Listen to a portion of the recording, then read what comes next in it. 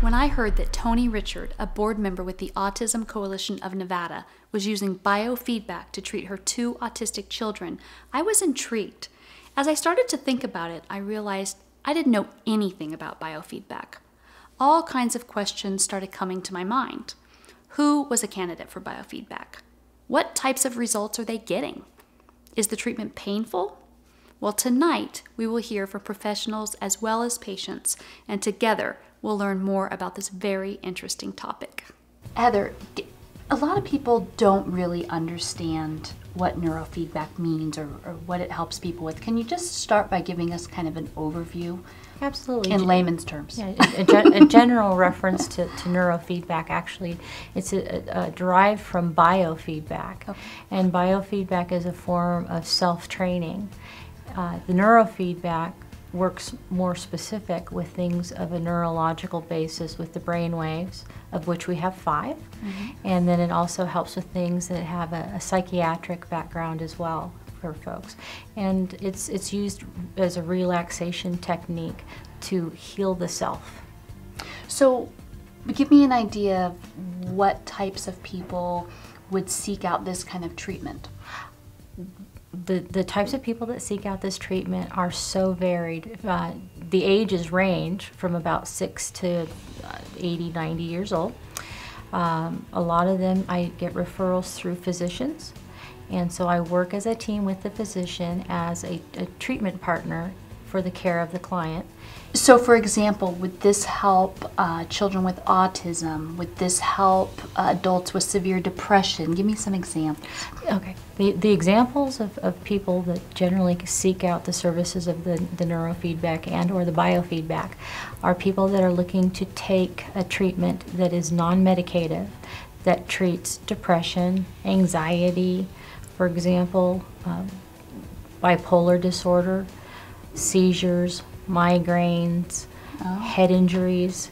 For children, ADD, ADHD, and parents love it because, again, it's a non-medicative form of treatment and care. When we did the original survey of my brain, found that the frequencies, the patterns were inverted. So your brain waves operate within certain frequencies, and mine were completely out of whack. And she said, I really think I can help. It went from I think I can help to I'm pretty sure I can help. And so we commenced, and the sleep was the first thing that was improved almost immediately. Overall demeanor started to improve within 6 to 8 months, and the anxiety levels improved dramatically.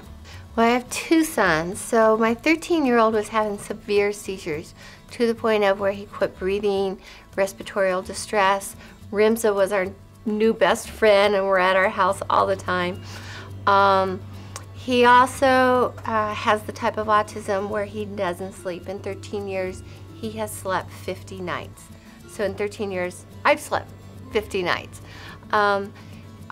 So it was very, very difficult. So we came to Heather, and she's helping to try to reduce his seizure activity, as well as improve cognitive function, as well as trying to get him to sleep so I can sleep. Kyle also is high-functioning autism, or Asperger's. He has a little bit of the sleep disorder. He's awake 3 nights a month. He also has high ADHD and serious tics and stims, which are different than seizures. So the tics and stims don't show up as much on a neurological EEG, but they affect his full body, because he would start just jerking and face twitching and arm jerking. So we came to Heather for different reasons for each child. There's quite a few families in the autism world who use neurobiofeedback and have gotten really amazing results. Also, one of his doctors from UCSF, University San Francisco Children's Hospital, had also recommended neurobiofeedback. So just take us through the process. If someone was to come and meet with you and find out that, you know, they're a possible candidate for this type of treatment, would you start with some testing? Where do you go from there? So what I'll do is I'll bring the person in, show them my office, and then I set them up for an assessment. And ethically, I always do the assessment because I don't want to do anything and work with any brainwave that doesn't need my work with it. And I try to explain it to clients as it's a form of sometimes aerobics, whereby we're strengthening that part of the brain that needs strengthening and assistance, and then we're quieting the part of the brain that's working overtime or inefficiently for that particular client. Now, when people are receiving treatment, are they ever in pain? No. There's no pain involved. I think that's important to point out. Very important. No pain. You can't feel anything. It's a behavioral-based treatment whereby, again, you're feeding back to yourself and you're healing yourself. Everything builds up for them. So it's all a positive experience. And there's absolutely no pain, no shock treatment. It's not associated to that at all. And it's meant to really be a fun break to give your brain to get better. So we've been doing it for 6 months, and in that time, with Tyler, truly amazing, something that we hadn't even focused on was getting both sides of the brain to connect, and he wanted to sing a song with me, and we finally got to sing a song together after 13 years. So from a mom's heart, that was just tremendous.